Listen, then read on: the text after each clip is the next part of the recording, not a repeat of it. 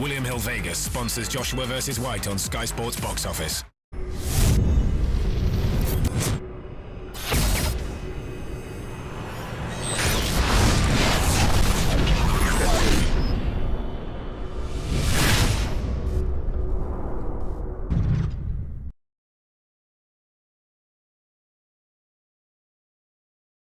James DeGALE, back on home soil, yes. Having beaten Lucian Bute, unanimous decision. How do you reflect on that night, and how's your eye? My eye's cool. Stitch should come out the other day, healing well. I'll be ready to go next year. And my performance, I thought it was good, Declan. I did. I thought the punching combinations, the speed, the fitness. I thought it was, on a whole, a good performance. Because remember, I went over to his backyard. I didn't have to do that. I showed what kind of person I am, and I put on a good performance. And let's not forget, that was a good Lucian Bute. You know, that was a good Lucian Bute. He was rejuvenated. He was ambitious. He was trying to push the fight, but he was getting hit with bolos to the chin, hooks over the top, combination. I was too fresh, too young. And they said in the day, listen, remember, he's a quality fighter. He had that title for a long, long time, had 9 defences. Let's not forget that. But I've had a fantastic year this year. Am I being overlooked? It seems like I'm a little bit, because I boxed 2 world-class elite fighters, Andre Durrell, hungry, ambitious, and a good fighter. And then just my first defence against Lucian Bute. I'm pleased with my year. I'm pleased with my 2 fights.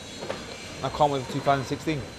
Difficult weekend though to box and get any sort of coverage because of what Tyson Fury did. Tyson Fury absolutely smashed it.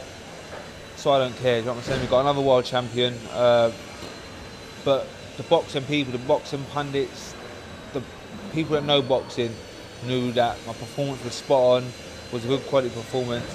But obviously Tyson Fury, we've got an undisputed world heavyweight champion. So it was hard to look past him really. But I'm pleased for Tyson, I'm pleased for Team GB.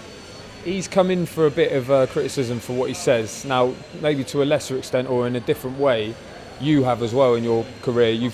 People have had a pop at you for things you've said. Do you feel for Tyson?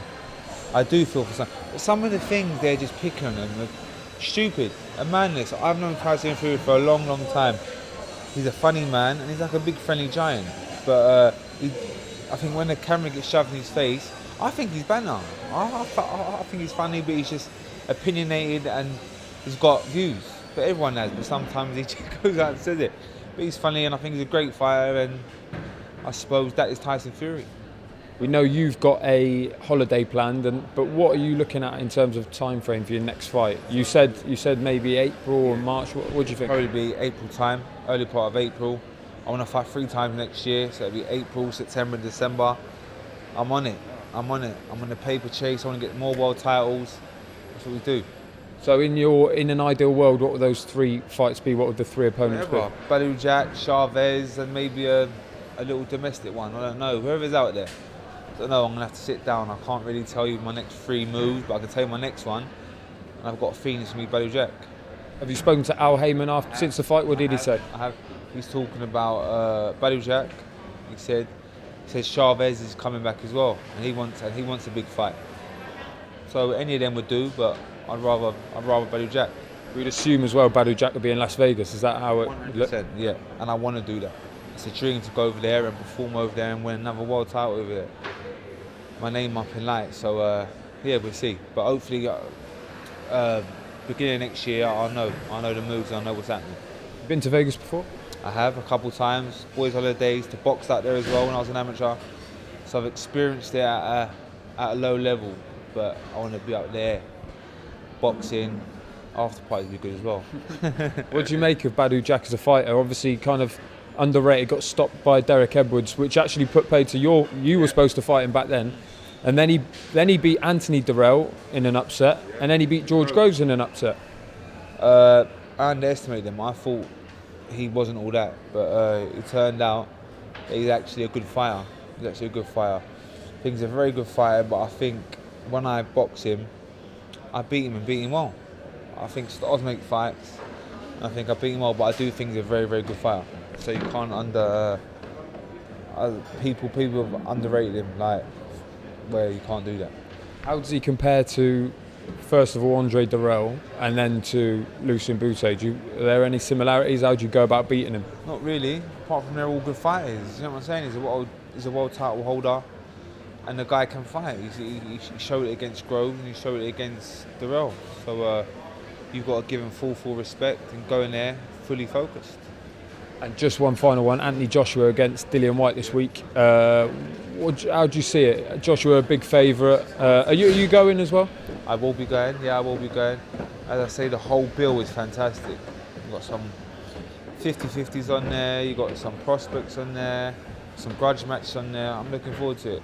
But DILLIAN WHYTE seems serious, seems on it, but it's just hard. He just looked so good, Joshua, in the last couple of fights since he's turned pro. So you've got to go Joshua. It's gonna be late on, maybe like an 8-9 round. Maybe you're gonna take him a couple rounds. We'll see. I don't know. It's a hard one because you watch the build up, and the build up to fights change your views. It's hard, but no. And Joshua will win, but I don't know how he's gonna win.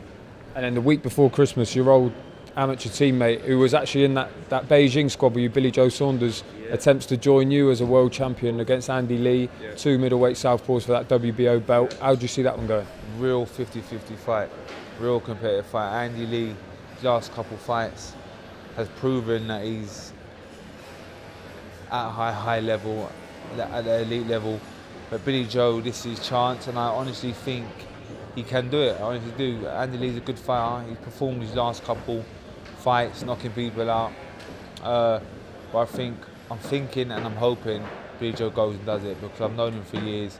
It's his dream, and hopefully he does it. Just one final one on the middleweight division. Gennady Golovkin is a name that's been linked with you as well. It has been for a while, certainly since you beat Boutte. Tell us about it. Is there anything in that? Do you think that could happen down the line, or do you see him moving up? I get stick to say I fight him. No one wants to fight him. When I say I would fight him, they bloody go, oh, I laugh and all that. All right, I won't fight him if you don't want to fight him. You know what I'm saying? It's not what I mean. I'm the weight above him. I've fought loads of fights out there. I'm saying he will only get tested when he moves up in weight. But yeah, I'll fight him, no problem.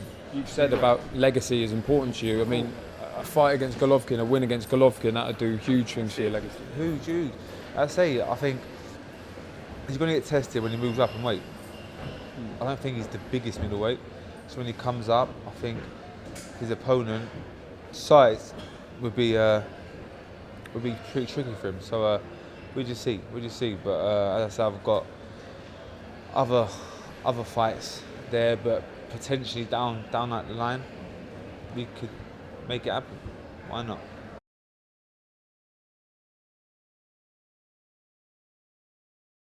William Hill Vegas sponsors Joshua vs. White on Sky Sports Box Office.